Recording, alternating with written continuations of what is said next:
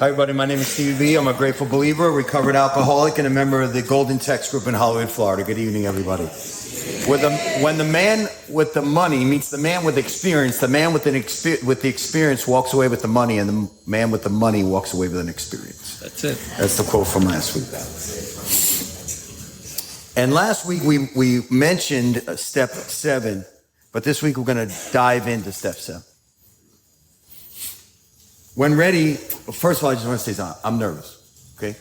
So I don't usually get nervous, but this section here is nerve-wracking me to the highest level, okay? And I was going to put a jacket on tonight, and I didn't. And then Peter, who's like my grand sponsor, mentor, hero, he wore a jacket.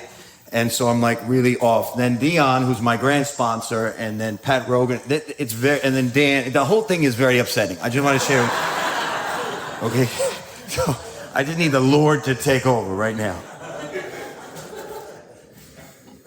In order to understand why we're doing this, I need to give you a little background. You're not here to hear a speaker. This Thursday night meeting is not about hearing a speaker's opinions, although there's experience, strength, and hope in the speakers. What we are hoping to gain by going to the Big Book Seminar, thank you, Pat, thank you, Bob Davis, thank you for the people that put that on. What we're hoping to hear is inspiration along with information, and when those two things get together, then we're going to want to pass this on. It's not a show. Okay, this is not a show up here. We're going to have fun. And we're going to go over the steps. But if you leave here not inspired, then the speakers have not done their job. If you go to the Big Book Seminar and you feel like Pat did a great job and Bob did a great job, you're going to miss the entire idea of why we're here 90 years later. We're here 90 years later because two men, by the inspiration of God, realized that there were two drunks, that if they didn't go and find drunk number 3, none of this was going to happen. This entire process of where we're at tonight is because of drunk number 3. We always talk about drunk 1 and 2, which is Bill and Bob, but drunk number 3 is why we're here. So you're drunk number 3 here tonight. Listen to what I'm saying. If you get inspired and then match the information that we'll share with you, that the speakers will share with you, that's in the Big Book of Alcoholics Anonymous and the 12 and 12, and you put those two things together, you're going to leave here tonight with wanting to have a sponsee. That desire in your heart to want to do this right is why we're here. Meetings like this go on all over the world because our message is having had a spiritual awakening, and then we're passing it on. The 12th step. So I said in the beginning, I'm nervous, but I'm not nervous. I'm awed that Marion's speaking at 90 years. It's a 90-year anniversary of 1939, June 10th. It's an awesome thing that there's people here tonight for the first time that have never been to Alcoholics Anonymous, or they're brand new, and you're still under the information that this is about staying sober. And it is. Working these steps will produce sobriety. But tonight we're going to talk about something that's even the greatest responsibility. Having a relationship with Him, with a capital H-I-M.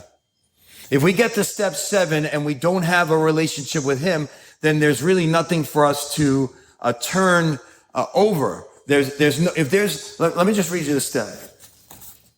Humbly asked Him, H-I-M, to remove our shortcomings. Now, if you get to this step and you were entirely ready in step 6, which we did the prayer last week, and then we did the 7th step prayer, and you don't have a relationship with Him, God of your understanding, however inadequate, is a good place to start, whether it's a group of drunks. If right now you don't believe in God, but you believe in the AA meeting, and that's God for you, that's a fine place to start. If you believe in your sponsor and you believe that your sponsor has what you want, or the people that are around you have what you want, which is God, good orderly direction, that's an okay place to start. We're hoping that you eventually get to the creator of the universe, God. But if for some reason you got stuck in those other two places, you can still have this message and you can still pass it on. I don't want you to freak out. I have all three. There's a lot of good orderly direction. My mom's here tonight. This is her last time with us here before she goes back to New York. Thank you, Marian. But she's going back to New York this week, Tuesday. And she gives me a lot of good orderly direction. But she's not God. She gives me a lot of good orderly direction. And I have a group of drunks that are amazing. Like this section here, unbelievable. I spoke to Dion 3 times this week. Direction. Things that I don't know what to do. I call Peter, what do I do in AA in this situation? That's good orderly direction. But they're not God. None of them. Even Dion, not God. If I don't have a relationship with the creator of the universe, when I get to humbly ask him to remove my shortcomings, I'm going to be in a bad shape. Because the only one that could take a person like me and make me into someone that's more like he is him. And they put a capital H on him for a reason. This is a place where it separates the men from the boys and the women from the girls. Because when we get here, we realize we're not. Listen, when people say in meetings that I'm working on my defects of character, I say to myself, good luck with that. I've tried every program that there is. I've been in EST. I've been in training. I've been in LifeSpring. I've been in karate. Everything to try to change my anger problem of hitting people. Nothing worked. Not one thing. My mom put me into karate when I was 5 because I got kicked out of Mrs. McGillicuddy's nursery school. Nobody ever got asked to leave Mrs. She was a saint. I was asked not to come back to nursery school, so my mother put me in karate because she thought if I had an outlet for my anger, then I would be a much more manageable child. And all it did was make me more honed, quicker. Nothing has ever been able to change my anger except for HIM. Nobody's been able to change my vernacular or the way that I speak, the way that I curse, the way that I react, except for HIM. Nobody's ever been able to change my cheating. I'm a cheater by heart, except for him. And nobody has ever been able to keep me sober except for him. And I'm praying that you get a relationship with him, whatever that is for you. That's why I mentioned God, God, good orderly direction, group of drunks. The big book says wherever you're at, it's a good place to start. You're not going to finish there. There's very few atheists that come in and stay atheists. That's a commitment. Being an atheist is a commitment. I mean, you have to really, really be strong in your faith to be an atheist. I mean, we will wear you down. Okay, for those of you few that are still sticking to your guns, more power to you. But it is hard for us to make hard. God doesn't make hard terms for those that seek him. And even if you're here tonight, you are going to get a dose of the Holy Spirit, whether you like it or not. So it's very, very hard to stay not spirit-filled, even when you want to. Because the evidence is overwhelming. 39 years, Miss Jackie, 39 years, 55 years, Dion, 52 years, Dan. The evidence is overwhelming. We were once junkies, we were once drunks, we were once lost, and now we're found.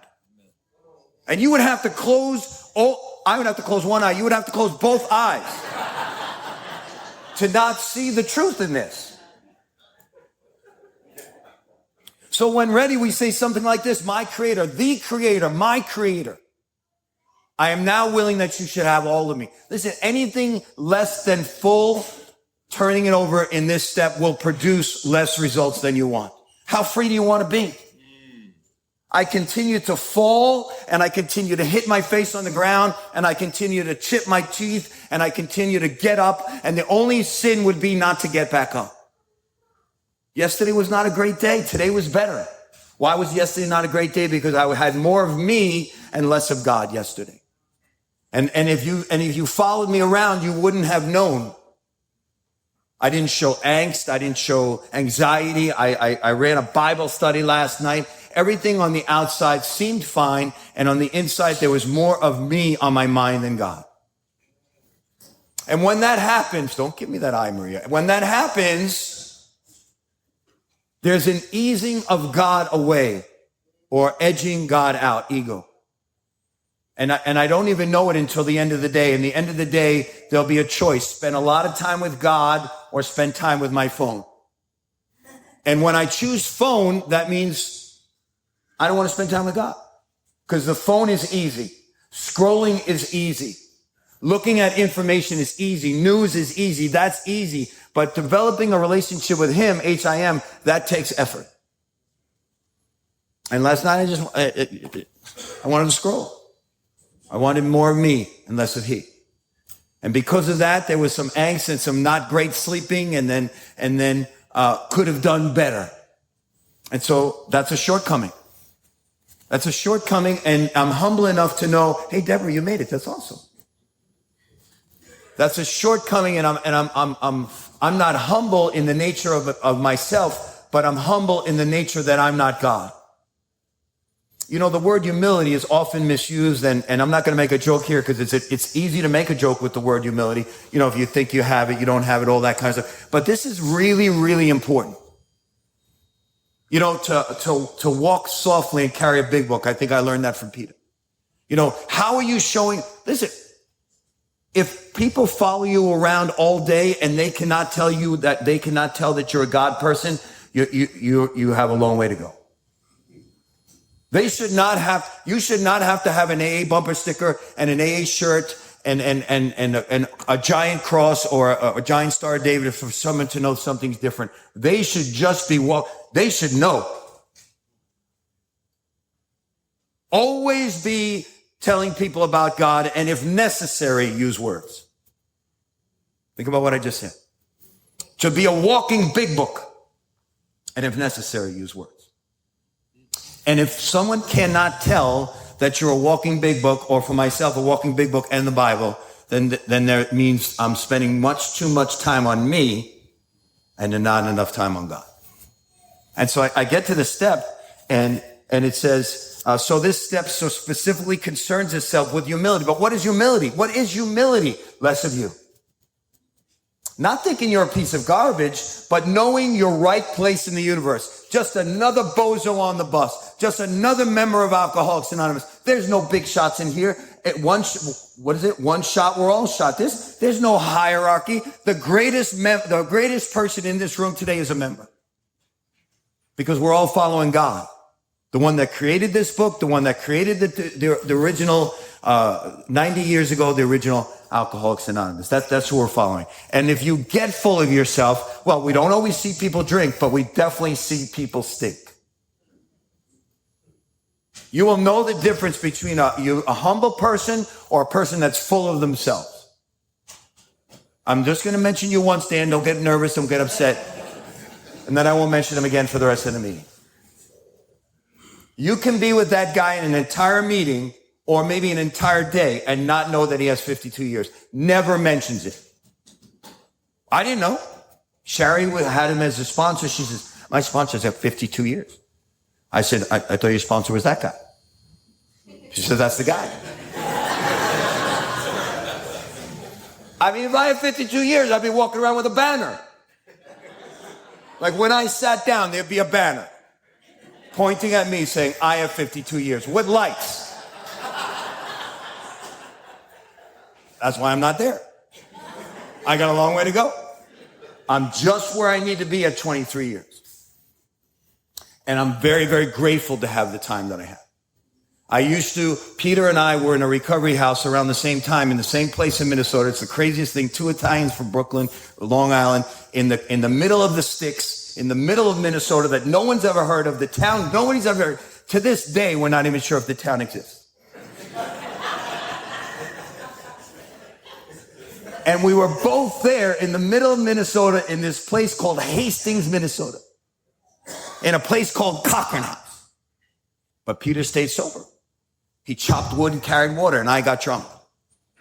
And when I first met him, there was not a resentment, but an awe on how you stay. You know how I stay today? I practice these principles to the best of my ability in all my affairs today on the 15th of May. I love to have what you guys have, but I really want to have what I have. In order to keep what I have to stay out of me. And so when I get to the 7th step, it's not just a prayer. You know, there's great things that your sponsors will have. They'll have a box. They'll have rocks. And I'm not making fun of any of it. It's all incredible stuff. You know, you pick a rock, and then the rock says patience. And then that might be your job that day to work on, to ask God to give you patience. Which, if that's your job that day, that means a lot of stuff's going to come. You know, if anything that you pick, the opposite you're going to be working on, right? So there's these defects of character that we spoke about last week, and it's the main ones, the 7 deadly sins, the main category are called the padules: pride, anger, greed, envy, lust, and sloth. I didn't mention gluttony. There's a reason I didn't mention that. I don't want to talk about it. I don't want to talk about it. So, pride, anger, greed, gluttony, envy, lust, and sloth. Those are the 7 deadly sins. And then Clarence Snyder has an incredible list of the, couple hundred, right, Pat? Couple hundred underneath the 7 major categories. In any given part of the day, I'm either in character assets or I'm in character defects. I'm either in close to him or I'm sinning, which means separating from God. And 2 nights ago, I found a pint of, I know everybody's going to freak out. Did he relapse? No. Haagen-Dazs, Ben and Jerry's, a pint of Ben and Jerry's. And that's why subconsciously I didn't mention gluttony, because I'm still, the whole pint gone, gone. And my son was hiding it. He's 14, and now he has to hide the sweets in the house, and he hid it. But I sniff around like a rat in the middle of the night. And so God, take this from me. I'm now willing that you should have all of me. I've had friends in Alcoholics Anonymous that have died of obesity and smoking.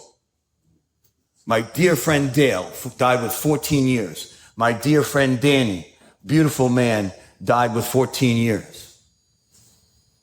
Defects of character will kill you. We either take a look at it or it takes a look at us. I'm now willing that you should have all of me. And I know this is a meeting of Alcoholics Anonymous. I'm not going to get too deep, but I do want to tell you, how free do you want to be?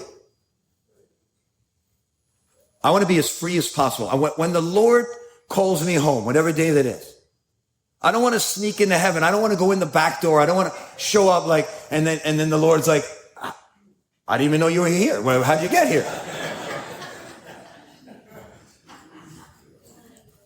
I want the Lord to say, well done, good and faithful servant. You have run the race. We were with Clancy a couple years ago, myself, John, and Marion and Peter, and we were with Clancy, and he was still preaching at like 95, right? Wasn't he 95 that weekend? And he was still working at the shelter in California, and he was still running meetings, and he was there speaking with his girlfriend, and she was like 100, and he was 100, and they kept going. And then one day he was at a meeting, he just stopped. Well done, good and faithful servant.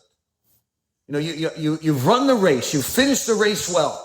In order to do that, you have to have a relationship with him. And when you have a relationship with him, everything is going to fall into place. And that's where the smile comes in. Now we need more action. Faith without works is dead. Where do they get that from? Where do they come up with these lines? The book of James.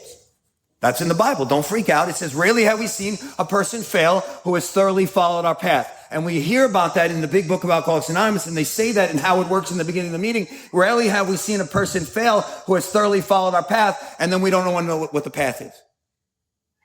If we went to a doctor that was a cancer doctor, and he says, listen, rarely have we seen a person not recover that does this protocol, we would say, what's the protocol? I'm going to follow that protocol. This seems like a serious protocol. So the people that don't follow the protocol, they don't have a good chance to survive. No, they just don't. Well, I would like to know what the protocol is. The protocol is that rarely have we seen a person fail who has thoroughly followed our path. Here's the path of God. Here's the path. They were reading the book of James. They were reading Sermon on the Mount. Which is Matthew 5. This is the fact. This is the path. Don't get upset with me. Don't shoot me. This is the path. And that's the path I want to follow. I want to chop wood. I want to carry water. I want to be bold about this part of the process. Let me tell you what happened. Why Peter didn't relapse and I did. At my 5th year of sobriety, I was all full of character defects. I got to the 7th step and I thought it was no big deal. It turns out I was, and this is not a joke, I was a total defect that was looking for character. I was completely infected with myself. Now, some people grow through that. It's called the terrible sevens. A lot of people grow through that. Other people use and die. Other people use and get to come back. James used, and he's the founder of this meeting, an amazing man. He's on the meeting right now. He used and went to jail for several years. Listen, now he's back. You have a choice. You either grow or you go. Now, it doesn't mean all the time relapse, but you can get nasty and stinky in AA. The pool of water in AA needs water flowing in and water flowing out. Water flowing in, water flowing out. Otherwise, you become stagnant. You become like stinky water. And I was stinky water. And I got to the step and I'm like, this is nice. It's only a paragraph. And I moved on. It was incredible. One minute I was on step 5 and an hour later I was on step 8. I was like, this is amazing. This is how this thing should flow quickly. And then I never looked back until I was in detox. I said, I probably missed some stuff. I'm in paper slippers. I got a gown that's not meeting in the back. I probably missed some stuff.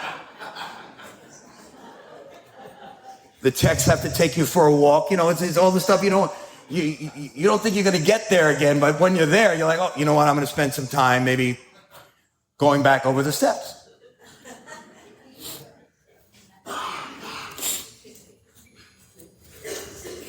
I said it last week. I just want to reiterate. This is not an extra credit book. This is an important book. This book was written between 1935 and 1939, the Big Book of Alcoholics Anonymous. This is our textbook. It says in the beginning, that's why I call myself recovered. I actually, and I'm not going to continue to say, but I actually learned that from Peter, the word recovered, even though it's in the Big Book, and it says that we are 100 men and women that have recovered from a seemingly hopeless state of mind and body. I don't know where I was all the years. I never heard the word recovered. I came down here. I thought he made a mistake. I went up to him and was like, no, you can be recovered. But it turns out that some of the men and women that were recovered in the Big Book, they died of alcoholism within the 20 years. Being recovered is a daily decision. Being recovered is something that we have to chop wood and carry water. And I didn't know that. I thought you do the steps and you're done. And so Stinky came back. And I got to this place where the word humility was something that was completely foreign. Where we're from, humility is not, like we're not like, yo, Lord, you got humility? We don't talk like that, Yo, Vinny, how you feeling today? Very humble. Very vulnerable. How you feeling? Very vulnerable. Feeling very vulnerable.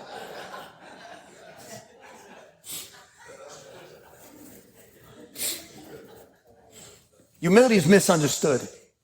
It's a chief characteristic of God.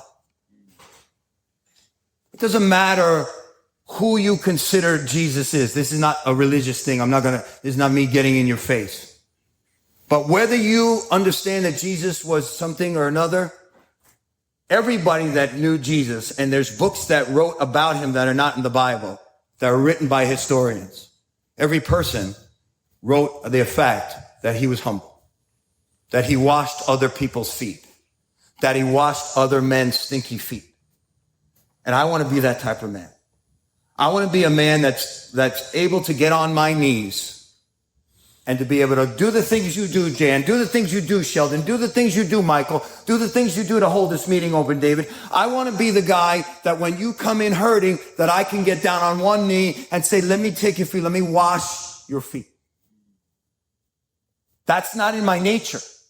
Humility is not in my nature, but it's in God's nature. So I will always know as a spiritual MRI if I'm more of God, whether I look at you like, and I'm just going to use the feet for a second because I'm not a feet person. Some people are feet people. I'm not a foot person. So I know if I look at your feet and they're stinky and you have sandals on, it looks like you've walked a long way, but I'm willing to wash them. I'm in good standing. But I'm just using an analogy. Take it easy. All right? But if I see a newcomer come in that's stinky and I don't want him in my car, I know I have more of me and less humility. You see, the great thing about humility is it's a spiritual MRI. How far am I willing to? How free do I want to be? What am I willing to do? How am I willing, am I worried about saving my face, or I'm worried about saving my life? I got tickets. This is what we're doing. Here we are. This is the event. Or am I worried about the newcomer throwing up in my car? Because that's the way I think. If I'm in me, I don't want you in my car if you're brand new and you haven't showered. I just picked you up from Bark. You stink.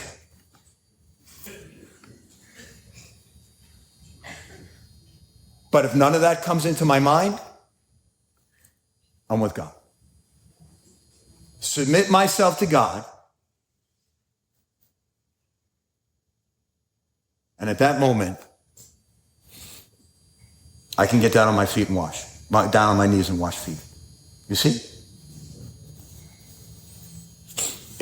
Humility as a word and as an ideal has a very bad time. Right now, humility is having a hard time in the world.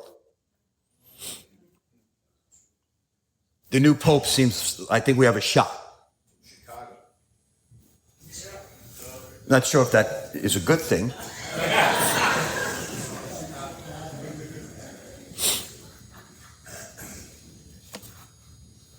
The chief activator of our defects has been self-centered fear. By the way, why did I bring up the 12 and 12? Because in the big book, there's only a paragraph, less than a paragraph of step 7, but there's an entire chapter in the adjunct to the big book, which was written 18 years later, between 18 and 20 years later. This is the 12 and 12. So you really need to have both books. That's why I brought it up. And on the last page of step 7, it says the chief activator of our defects has been self-centered fear. When I'm all about me, I'm afraid. I'm afraid I'm not going to have something. I'm afraid it's not going to come to me. I'm afraid I'm not smart enough. I'm afraid I'm not good looking enough. I'm afraid you're not going to like me. I'm afraid I've done not to do. Fear is a chief characteristic of edging God out.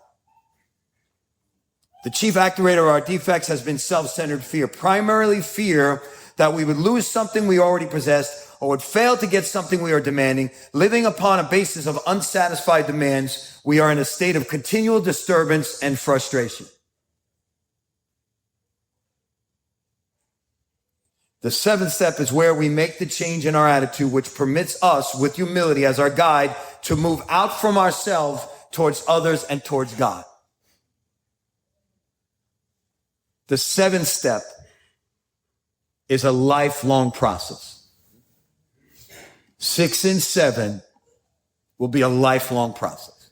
Now, there's incredible books out there. Drop the Rock. Get it. It's not the big book. It's not the 12 and 12, but it's a great book written about, right, Pat, wouldn't you agree? Get it? Get it. Okay? Then there's the Drop the Rock, Beyond Dropping the Rock. The ripple effect. That's the next step. Okay, when you've already dropped the rock.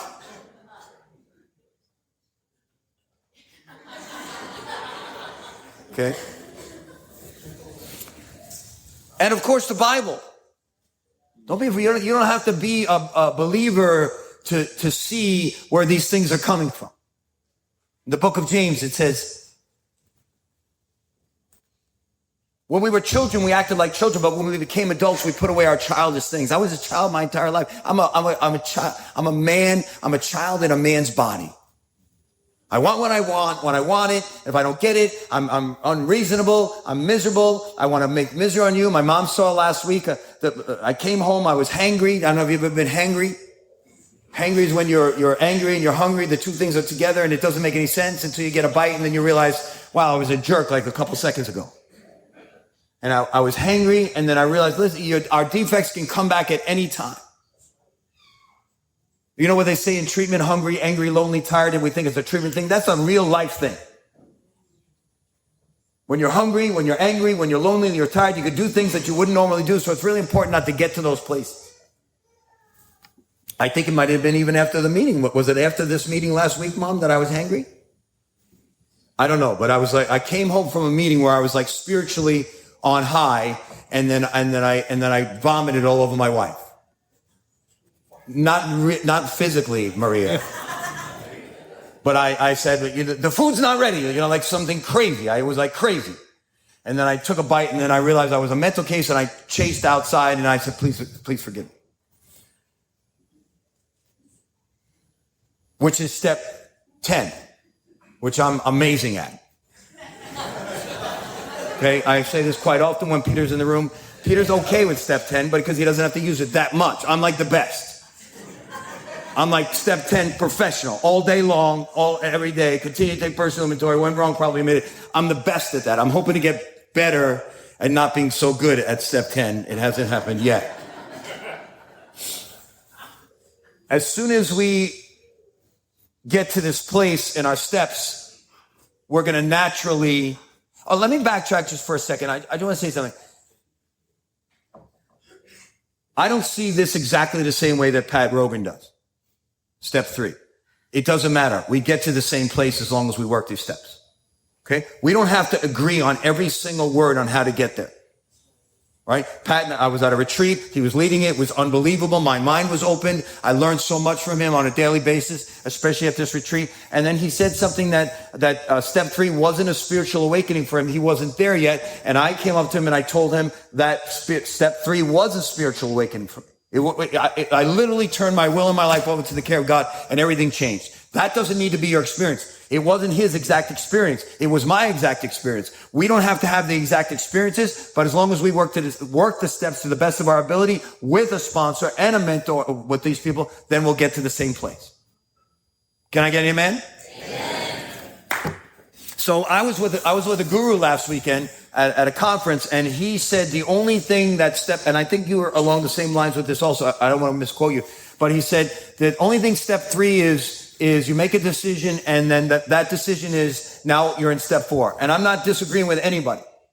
I just want you to know that when you make a decision in step 6 and 7, the natural progression will be you will want to get pen and paper, probably the same thing as step 4. You'll want to get pen and paper. You'll want to get your 4-step out, and you'll want to start making your list of the people that you've harmed.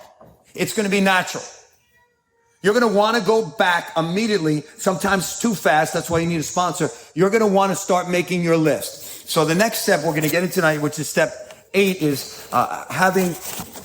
Hold on a second.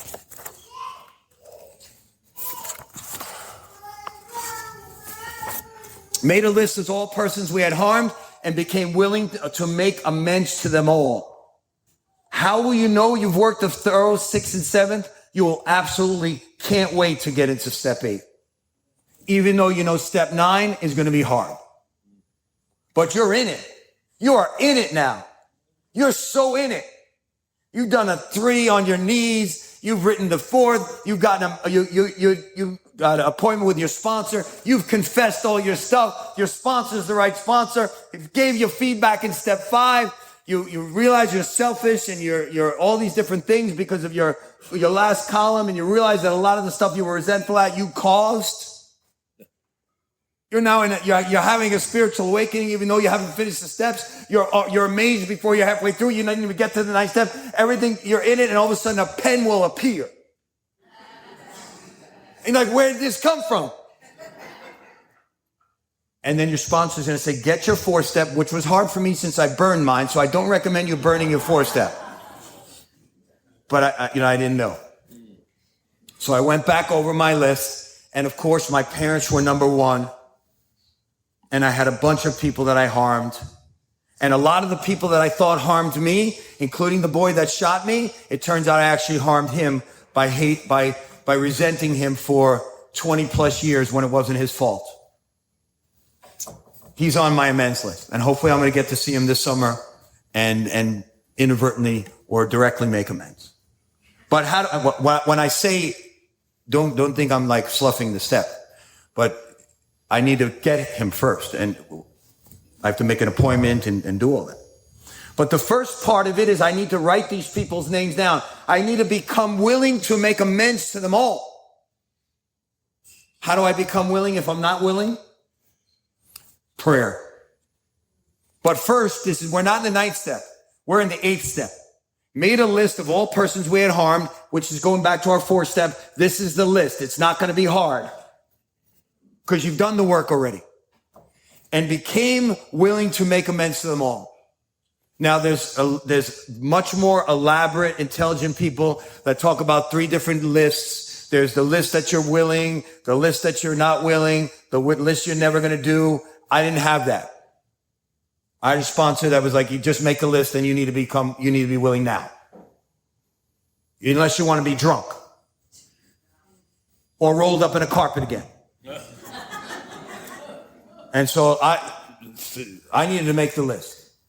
And I went back, and my parents were number 1 because I harmed them the most, and my sister, that some of the girlfriends, they needed to get on there. But then when I went to go make the list, when I went to go make amends, which we'll talk about next week, which is step 9, my direct amends to them, according to my sponsor, was not to contact them. Because I was going to cause them harm again just by contacting them. Because my first 9th step back in my first sobriety would look like a dating list. It was like all girls I dated. And my sponsor, being wise, Jerry Bear from Minnesota, told me this is not what this is. This is a list of women that you dated, and most of them I'm going to instruct you never to speak to again, and that's how you're going to make amends. Don't even bring up your name in that vicinity of the country. But the only thing that is going to count is your willingness to write these names down.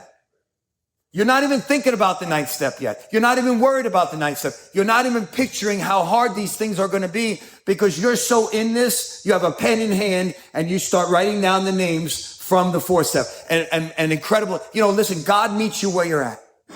If you're responsible with the small things, God blesses you with the big things. If you're not willing to do the work here, you're not going to get you don't get the end result. You bake a cake, you have to follow directions. If it says 350 degrees, 40 minutes, a flour, egg, baking soda or baking powder, I always get that confused depending on, which cake I'm baking.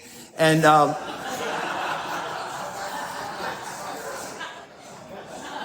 sugar,